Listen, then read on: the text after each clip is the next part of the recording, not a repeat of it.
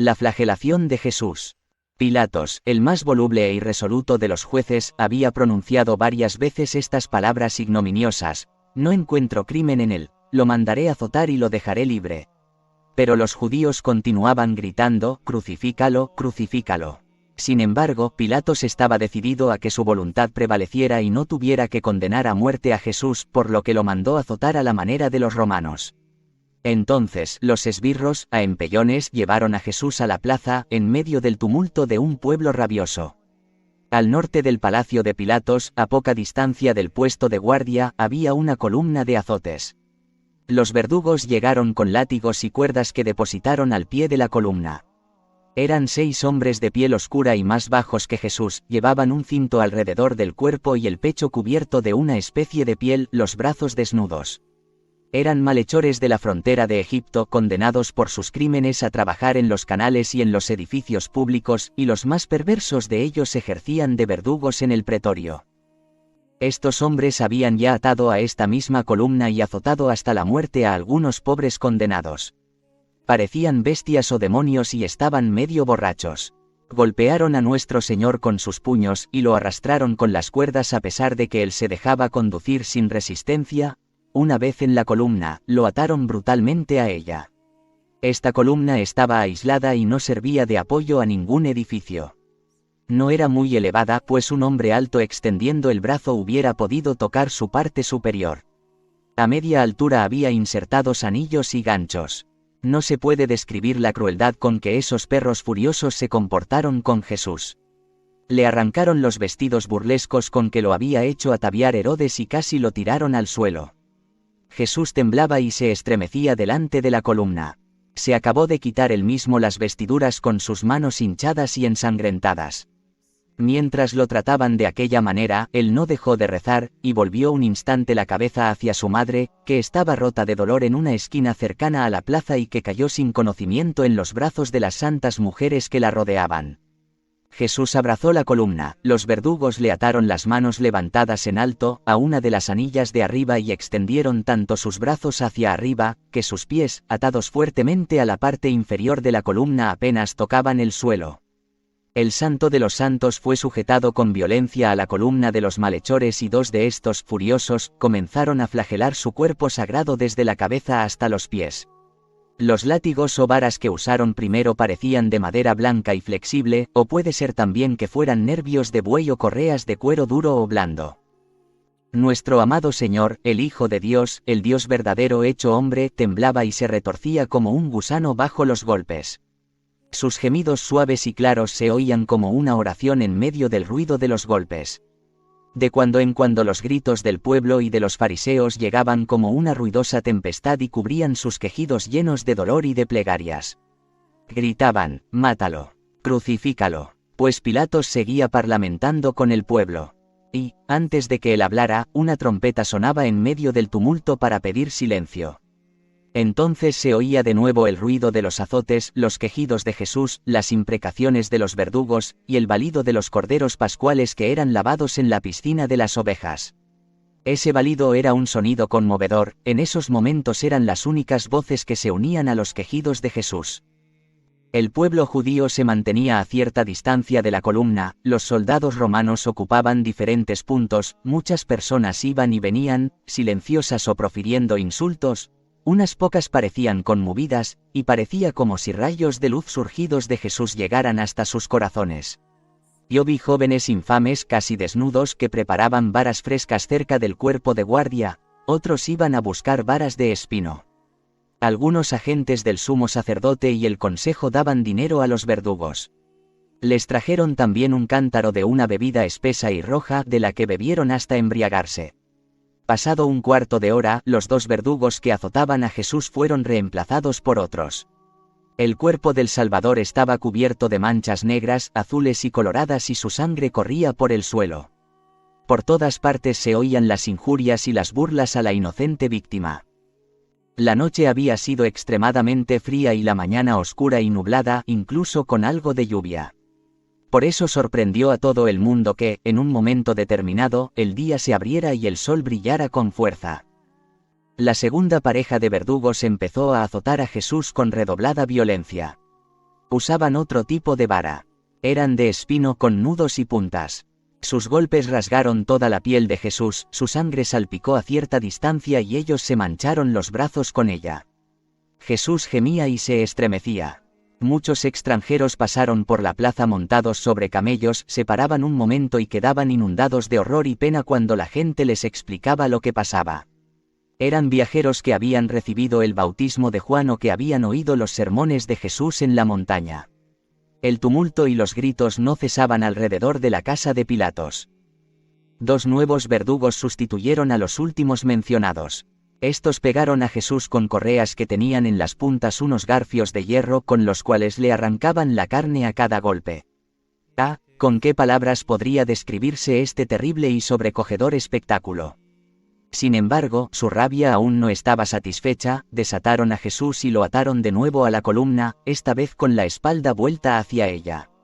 No pudiéndose sostener, le pasaron cuerdas sobre el pecho, debajo de los brazos y por debajo de las rodillas, y le ataron las manos por detrás de la columna. Su mucha sangre y la piel destrozada cubrían su desnudez. Entonces se echaron sobre él como perros furiosos. Uno de ellos le pegaba en la cara con una vara nueva. El cuerpo del Salvador era una sola llaga. Miraba a sus verdugos con los ojos arrasados de sangre y parecía que les suplicara misericordia, pero la rabia de ellos se redoblaba y los gemidos de Jesús eran cada vez más débiles. La horrible flagelación había durado 3/4 de hora sin interrupción, cuando un extranjero de la clase inferior, un pariente del ciego Tesifón, curado por Jesús, surgió de la multitud y se precipitó sobre la columna con una hoz en la mano, y gritó indignado: «¡Basta! Deteneos. No podéis azotar a este inocente hasta matarlo». Los verdugos, borrachos, se detuvieron sorprendidos. Él cortó rápidamente las cuerdas atadas detrás de la columna y se escondió en la multitud. Jesús cayó casi sin conocimiento al pie de la columna, sobre el suelo empapado en sangre. Los verdugos lo dejaron allí y se fueron a beber, tras haber pedido vino a los criados, y se reunieron con sus compañeros, que estaban en el cuerpo de guardia, tejiendo la corona de espinas. Nuestro Señor seguía caído al pie de la columna, bañado en su propia sangre. Vi entonces a 2 o 3 mujeres públicas de aire desvergonzado acercarse a Jesús con curiosidad, cogidas de la mano. Se detuvieron un instante, mirando con disgusto. En este momento, el dolor de las heridas fue tan intenso, que alzó la cabeza y las miró con sus ojos ensangrentados. Entonces ellas se apartaron mientras los soldados les decían palabras groseras. Con gran esfuerzo, Jesús tomó el lienzo y se cubrió con él. Durante la flagelación, vi muchas veces a ángeles llorando en torno a Jesús, y oí su oración por nuestros pecados subiendo sin cesar hacia su Padre en medio de los golpes que le daban. Mientras estaba tendido al pie de la columna, vi a un ángel ofrecerle de beber de una vasija un brebaje luminoso que le dio fuerzas. Los soldados volvieron y le pegaron patadas y palos, obligándolo a levantarse. En cuanto estuvo en pie, no le dieron tiempo para ponerse la túnica, sino que se la echaron sobre los hombros y con ella se limpió la sangre que le corría por la cara. Lo condujeron al sitio donde estaba sentado el consejo de los sacerdotes, que gritaron: «¡Mátalo! ¡Crucifícale!», y volvieron la cara con repugnancia. Después, Jesús fue conducido al patio interior del cuerpo de guardia, donde no había soldados, sino esclavos, esbirros y malhechores, en fin, la hez de la población. Como la muchedumbre estaba muy agitada, Pilatos mandó venir un refuerzo de la guarnición romana de la Torre Antonia. Esta tropa, en buen orden, rodeó el cuerpo de guardia. Podían hablar, reír y burlarse de Jesús, pero les estaba prohibido abandonar sus puestos. Pilatos quería mantener así controlado al pueblo. Los soldados sumaban 1000 hombres. María durante la flagelación de Jesús. Vi a la Santísima Virgen en trance continuo durante la flagelación de nuestro Divino Redentor. Ella vio y sufrió con un amor y un dolor indecibles todo lo que sufría su Hijo. Muchas veces salían de su boca leves quejidos y sus ojos estaban anegados en lágrimas. Estaba cubierta de un velo y tendida en los brazos de María de Elí, su hermana mayor, que era ya vieja y se parecía mucho a Ana, su madre. María de Cleofás, hija de María de Elí, estaba también con ella. Las amigas de María y de Jesús estaban temblando de dolor y de inquietud, rodeando a la Virgen y llorando a la espera de la sentencia de muerte. María llevaba un vestido largo azul parcialmente cubierto por una capa de lana blanca y un velo de un blanco amarillento. Magdalena estaba pálida y abatida por el dolor. Tenía los cabellos en desorden debajo de su velo. Cuando Jesús, después de la flagelación, cayó al pie de la columna, vi a Claudia Procla, mujer de Pilatos, enviar a la Madre de Dios grandes piezas de tela. No sé si creía que Jesús sería libertado y que su madre necesitaría esa tela para curar sus llagas, o si esta pagana compasiva sabía qué uso iba a darle la Santísima Virgen a su regalo. Habiendo vuelto en sí, María vio a su hijo, todo desgarrado, conducido por los soldados. Él se limpió los ojos llenos de sangre para mirar a su madre. Ella extendió las manos hacia él, y siguió con los ojos las huellas ensangrentadas de sus pies. Habiéndose apartado la muchedumbre, María y Magdalena se acercaron al sitio en donde Jesús había sido azotado. Escondidas por las otras santas mujeres y por otras personas bien intencionadas que las rodeaban, se agacharon cerca de la columna y limpiaron por todas partes la sangre sagrada de Jesús con el lienzo que Claudia Procla había mandado. Juan estaba entonces con las santas mujeres, que eran 20.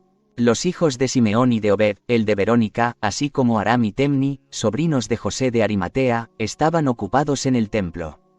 Eran las 9 de la mañana cuando se acabó la flagelación. Jesús vejado y coronado de espinas. Durante la flagelación de Jesús, Pilatos se dirigió muchas veces a la multitud, que una vez le gritó: «Debe morir, aunque debamos morir también nosotros». Cuando Jesús fue conducido al cuerpo de guardia, gritaron de nuevo: «Mátalo. Crucifícalo». Después de esto hubo un rato de silencio. Pilatos dio órdenes diversas a sus soldados y los miembros del Sanedrín mandaron a sus criados a que les trajesen de comer. Pilatos, con el espíritu agitado por sus supersticiones, se retiró algunos instantes para consultar a sus dioses y ofrecerles incienso. La Santísima Virgen y las santas mujeres se retiraron de la plaza. Después de haber recogido la sangre de Jesús, vi que entraban con sus lienzos ensangrentados en una casita cercana. No sé de quién era. La coronación de espinas se llevó a cabo en el patio interior del cuerpo de guardia. Había allí 50 miserables, criados, carceleros, esbirros y esclavos, y otros de la misma calaña. La muchedumbre permanecía alrededor del edificio. Pero pronto fueron apartados de allí por los 1000 soldados romanos. Aunque mantenían el orden, estos soldados reían y se burlaban de Jesús, y animaban a los torturadores de nuestro Señor a redoblar sus insultos, como los aplausos del público excitan a los cómicos. En medio del patio había un fragmento de pilar, pusieron sobre él un banquillo muy bajo, y lo llenaron de piedras puntiagudas. Le quitaron a Jesús nuevamente la ropa y le colocaron una capa vieja, colorada, de un soldado, que no llegaba a sus rodillas. Lo arrastraron al asiento que le habían preparado y lo sentaron brutalmente en él. Entonces le ciñeron la corona de espinas a la cabeza y se la ataron fuertemente por detrás. Estaba hecha de 3 varas de espino bien trenzadas, y la mayor parte de las puntas vueltas a propósito hacia dentro. En cuanto se la ataron, le pusieron una caña en la mano. Todo esto lo hicieron con una gravedad bufa, como si realmente lo coronasen rey. Le cogieron la caña de las manos y le pegaron con tanta violencia sobre la corona de espinas que los ojos del Salvador se llenaron de sangre. Se arrodillaron ante él y le hicieron burla, le escupieron la cara, y lo abofetearon gritándole: «Salve, Rey de los judíos». Después lo levantaron de su asiento, y luego volvieron a sentarlo en él con violencia. Es absolutamente imposible describir los ultrajes que perpetraron esos monstruos con forma humana. Jesús sufría una sed horrible a causa de la fiebre provocada por sus heridas, temblaba. Su carne estaba abierta hasta los huesos, su lengua contraída, solo la sangre sagrada que caía de su cabeza refrescaba sus labios ardientes y entreabiertos. Esta espantosa escena duró media hora, mientras los soldados formados alrededor del pretorio seguían riendo e incitando a la perpetración de todavía mayores ultrajes. Ecce homo. Jesús, cubierto con la capa colorada, con la corona de espinas sobre la cabeza y el cetro de caña entre las manos atadas, fue conducido de nuevo al palacio de Pilatos. Resultaba irreconocible a causa de la sangre que le cubría los ojos, la boca y la barba. Su cuerpo era pura llaga, andaba encorvado y temblando. Cuando nuestro Señor llegó ante Pilatos, este hombre débil y cruel se echó a temblar de horror y compasión, mientras el populacho y los sacerdotes, en cambio, seguían insultándole y burlándose de él. Cuando Jesús subió los escalones, Pilatos se asomó a la terraza y sonó la trompeta anunciando que el gobernador quería hablar. Se dirigió al sumo sacerdote, a los miembros del consejo y a todos los presentes y les dijo: «Os lo mostraré de nuevo y os vuelvo a decir que no halo en él ningún crimen». Jesús fue conducido junto a Pilatos para que todo el mundo pudiera ver con sus crueles ojos el estado en que Jesús se encontraba. Era un espectáculo terrible y lastimoso, y una exclamación de horror recorrió la multitud, seguida de un profundo silencio cuando él levantó su herida cabeza coronada de espinas y paseó su exhausta mirada sobre la excitada muchedumbre. Señalándolo con el dedo, Pilatos exclamó: «Ecce homo». «He aquí el hombre». Los sacerdotes y sus adeptos gritaron llenos de furia: «Mátalo. Crucifícalo». «Todavía no os basta», dijo Pilatos. «El castigo que ha recibido le habrá quitado las ganas de ser rey». Pero ellos, furiosos, seguían gritando y cada vez más gente se añadía a la exigencia: «Mátalo. Crucifícalo». Pilatos mandó tocar otra vez la trompeta y, pidiendo silencio, dijo: «Entonces tomadlo y crucificadlo vosotros, pues yo no halo en él ninguna culpa». Algunos de los sacerdotes exclamaron: «Según nuestra ley debe morir, pues se ha llamado a sí mismo Hijo de Dios». Estas palabras: «se ha llamado a sí mismo Hijo de Dios», despertaron los temores supersticiosos de Pilatos. Hizo conducir a Jesús a otra estancia y a solas le preguntó qué pretendía. Jesús no respondió y Pilatos le dijo: «¿No me respondes? ¿No sabes que está en mi mano crucificarte o ponerte en libertad?» Y Jesús le contestó: «Tú no tienes más poder sobre mí que el que has recibido de arriba, por eso, el que me ha entregado a ti ha cometido el mayor pecado». La indecisión de su marido llenaba a Claudia Procla de inquietud, por lo que, en ese momento, ella le mandó de nuevo el anillo para recordarle su promesa, pero él le dio una respuesta vaga y supersticiosa, cuyo sentido era que dejaba el caso en manos de los dioses. Los enemigos de Jesús, habiendo sabido de los esfuerzos llevados a cabo por Claudia para salvarlo, hicieron correr el rumor de que los partidarios de Jesús habían seducido a la mujer de Pilatos, y que, si lo ponían en libertad, se uniría a los romanos para destruir Jerusalén y exterminar a todos los judíos. Pilatos, en medio de sus vacilaciones, era como un hombre borracho, su razón no sabía dónde agarrarse. Se dirigió una vez más a los enemigos de Jesús y, viendo que seguían pidiendo su muerte, si cabe con más violencia que nunca, agitado, incierto, quiso obtener del Salvador una respuesta que lo sacara de este penoso estado. Volvió al pretorio y se quedó de nuevo a solas con él. «¿Será posible que sea un dios?», se decía, mirando a Jesús desfigurado y ensangrentado. Después le suplicó que le dijera si era Dios, si era el rey prometido a los judíos, y hasta dónde se extendía su imperio y de qué tipo era su divinidad. No puedo repetir más que el sentido de la respuesta de Jesús, pero sus palabras fueron solemnes y severas.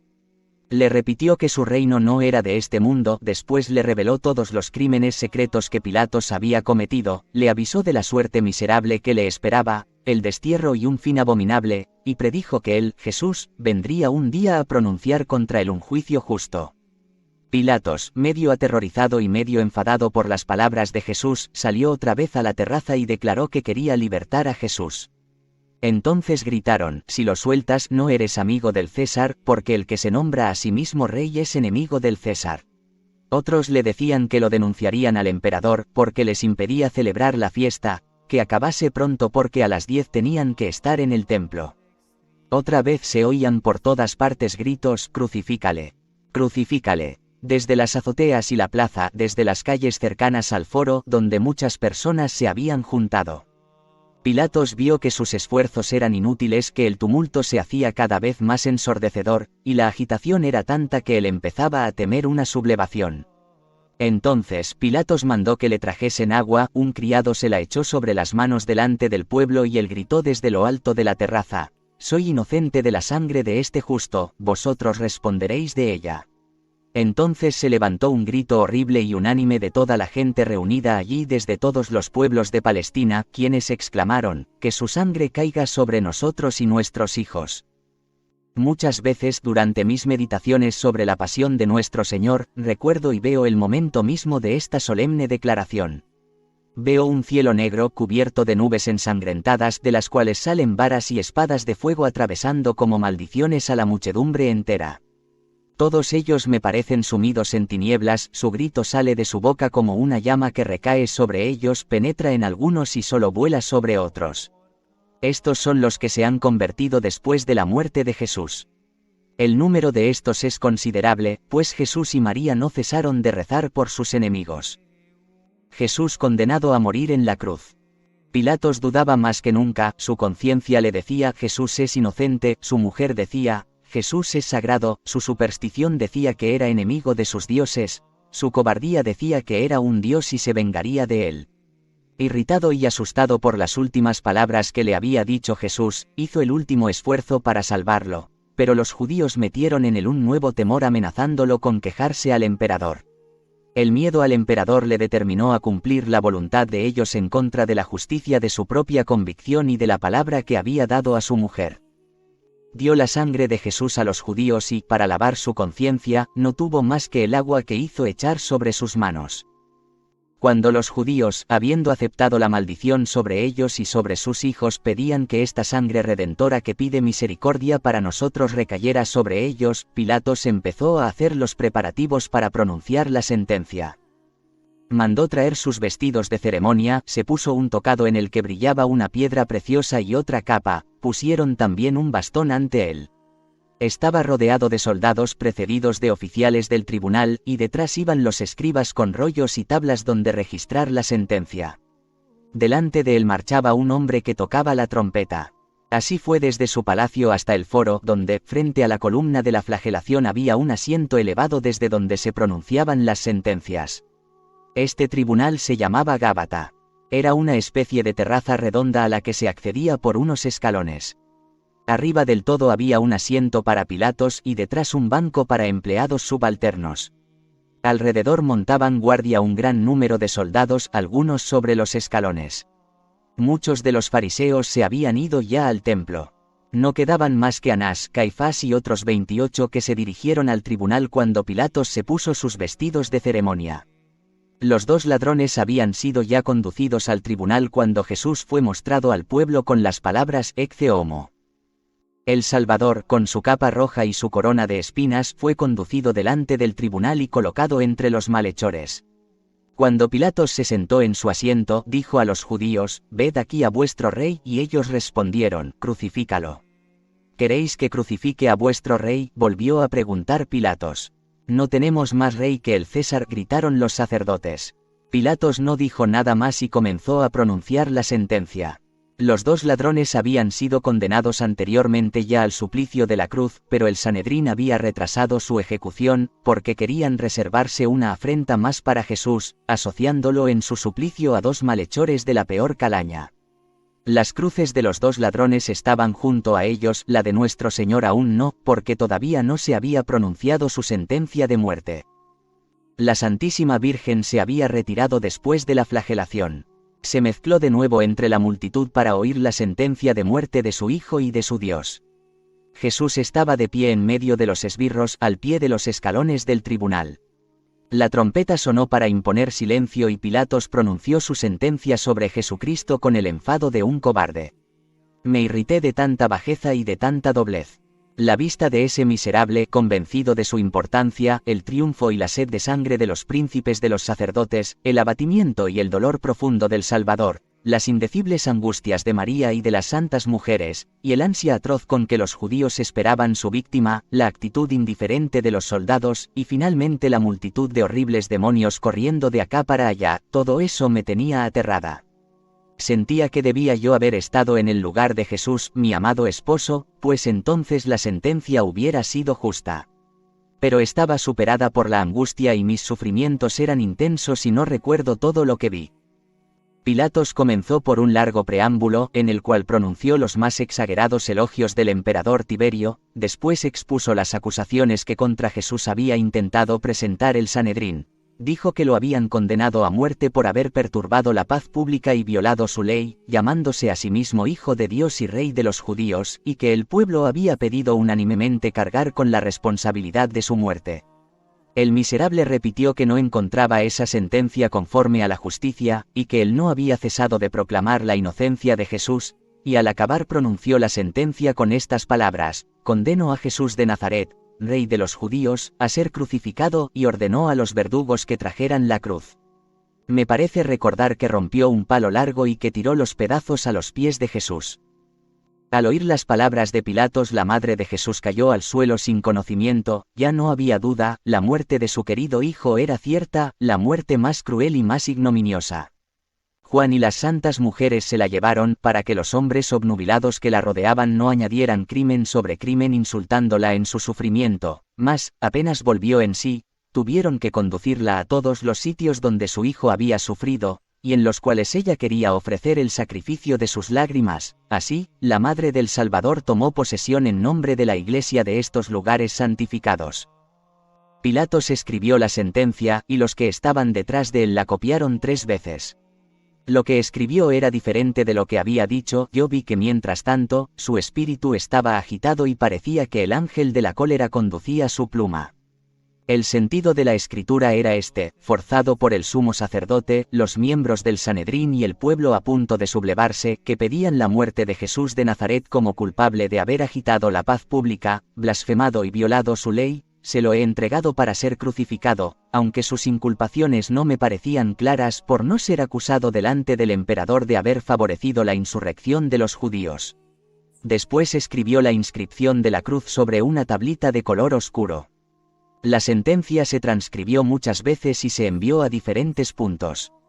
Los miembros del Sanedrín se quejaron de que la sentencia estaba escrita en términos poco favorables para ellos, se quejaron también de la inscripción y pidieron que no pusiera «Rey de los judíos», sino que se ha llamado a sí mismo Rey de los judíos.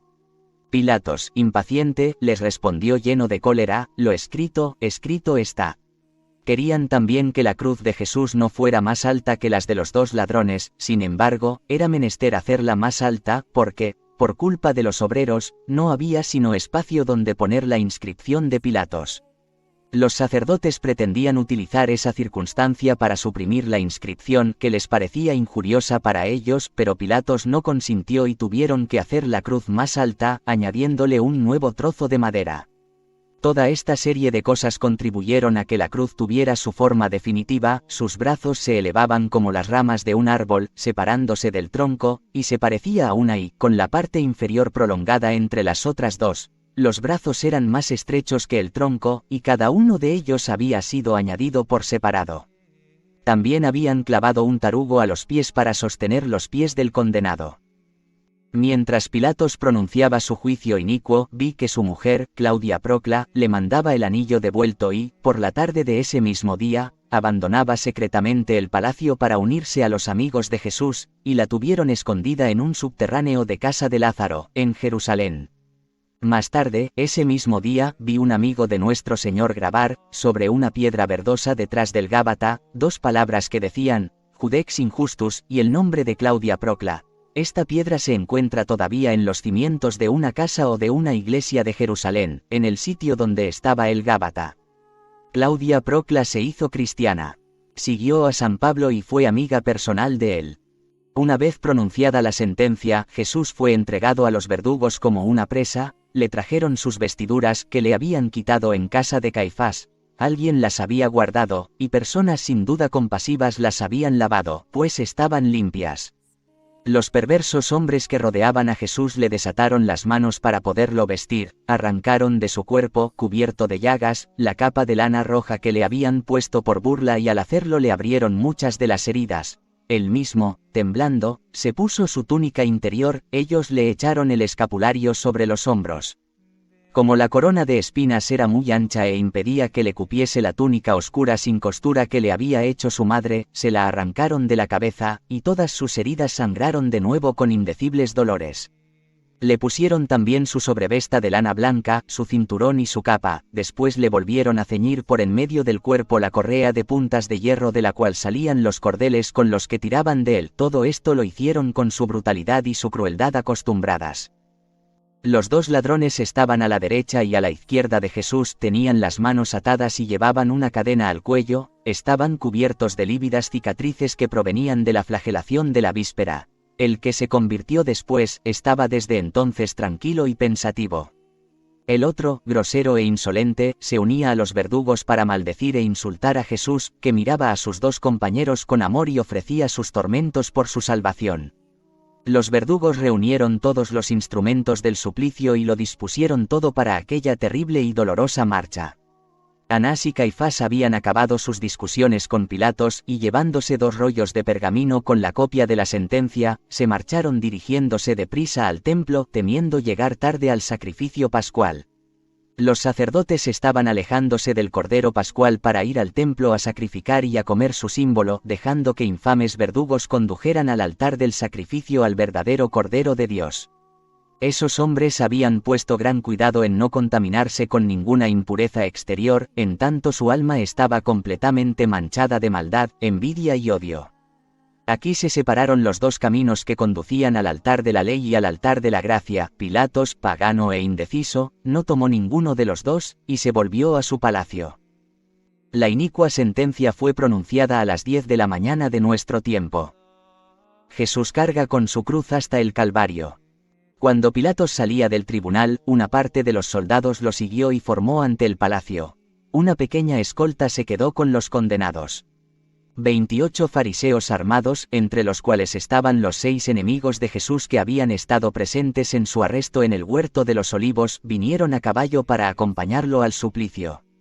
Los verdugos condujeron a Jesús al centro de la plaza, a donde fueron los esclavos a dejar la cruz a sus pies. Los 2 brazos estaban provisionalmente atados a la pieza principal con cuerdas. Jesús se arrodilló, la abrazó y la besó 3 veces, dirigiendo a su Padre acciones de gracias por la redención del género humano. Como los sacerdotes paganos abrazaban un nuevo altar, así nuestro Señor abrazaba su cruz. Los soldados con gran esfuerzo colocaron la pesada carga de la cruz sobre el hombro derecho de Jesús.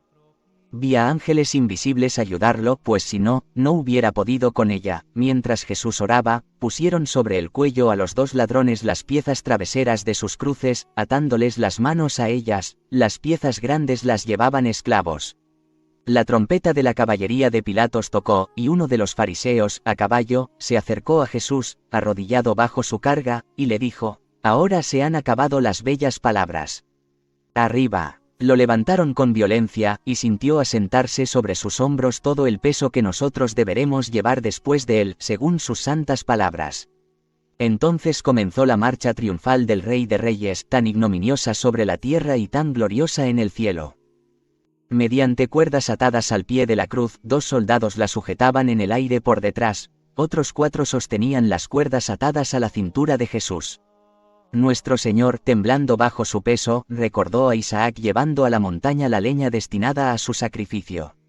La trompeta de Pilatos dio la señal de la marcha. El gobernador en persona quería ponerse a la cabeza de un destacamento para impedir todo movimiento tumultuoso.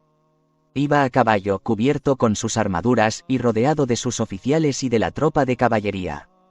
Detrás de ellos iba un cuerpo de 300 hombres de infantería, todos ellos de las fronteras de Italia y Suiza. Delante iba una trompeta que tocaba en todas las esquinas y proclamaba la sentencia. A pocos pasos seguía un numeroso grupo de hombres y chiquillos que llevaban cordeles, clavos, cuñas y cestas que contenían diferentes objetos. Otros, más robustos, acarreaban palos, escaleras y las piezas principales de las cruces de los 2 ladrones.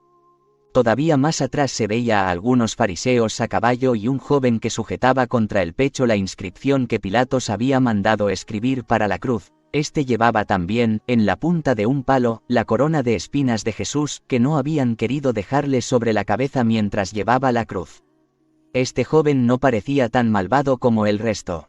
Finalmente, iba nuestro Señor, con los pies desnudos y ensangrentados, abrumado bajo el peso de la cruz, temblando, y lleno de llagas y heridas, sin haber comido, ni bebido, ni dormido desde la cena de la víspera, debilitado por la pérdida de sangre, devorado por la fiebre y la sed, y asaeteado por dolores infinitos. Con la mano derecha sostenía la cruz sobre su hombro derecho, con la mano izquierda, exhausta, hacía de cuando en cuando el esfuerzo de levantarse su larga túnica con la que tropezaban sus pies heridos. 4 soldados sostenían a distancia las puntas de los cordeles atados a la cintura de Jesús. Los 2 de delante tiraban, los que le seguían le empujaban, de suerte que no podía asegurar un paso. Sus manos estaban heridas por las cuerdas con que las había tenido atadas, su cara estaba ensangrentada e hinchada, su barba y sus cabellos manchados de sangre. El peso de la cruz y las cadenas apretaban contra su cuerpo el vestido de lana que se pegaba a sus llagas y las abría. A su alrededor no había más que burlas y crueldades, pero su boca rezaba y sus ojos perdonaban. Detrás de Jesús iban los dos ladrones llevados también por cuerdas con los brazos atados a los travesaños de sus cruces separados del pie. No tenían más vestidos que un largo delantal, la parte superior del cuerpo la llevaban cubierta con una especie de escapulario sin mangas, abierto por los dos lados, y en la cabeza un gorro de paja. El buen ladrón estaba tranquilo, pero el otro, por el contrario, no cesaba de quejarse y protestar. La mitad de los fariseos a caballo cerraban la marcha, algunos corrían acá y allá para mantener el orden. A una distancia bastante grande venía la escolta de Pilatos. El gobernador romano vestía su uniforme de batalla en medio de sus oficiales.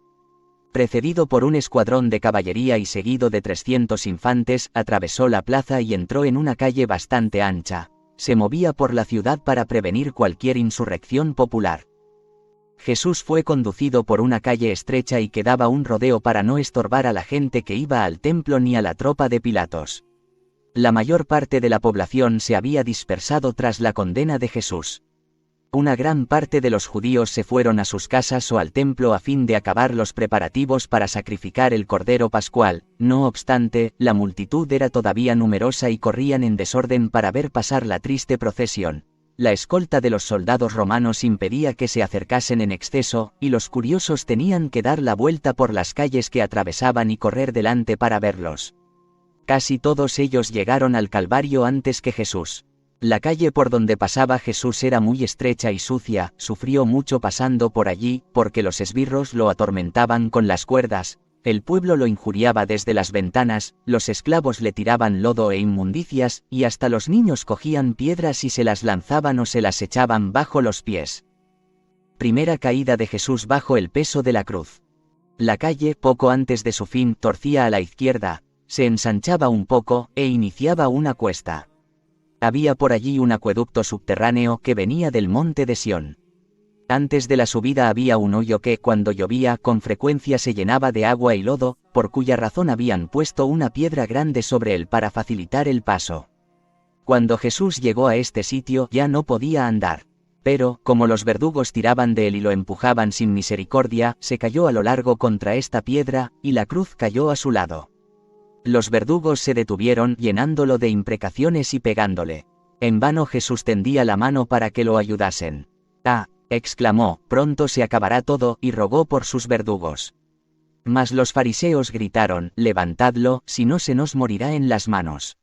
A ambos lados del camino había mujeres llorando y niños asustados. Sostenido por un socorro sobrenatural, Jesús levantó la cabeza, y aquellos hombres atroces, en lugar de aliviar sus tormentos, le pusieron entonces la corona de espinas. Una vez lo hubieron puesto en pie, le cargaron de nuevo la cruz sobre los hombros y, a causa de la corona, con dolores infinitos, tuvo que ladear la cabeza para poder acomodar sobre su hombro el peso de la cruz y así continuó su camino, cada vez más duro. Segunda caída de Jesús. Jesús se encuentra con su Sagrada Madre. Jesús se encuentra con su Sagrada Madre.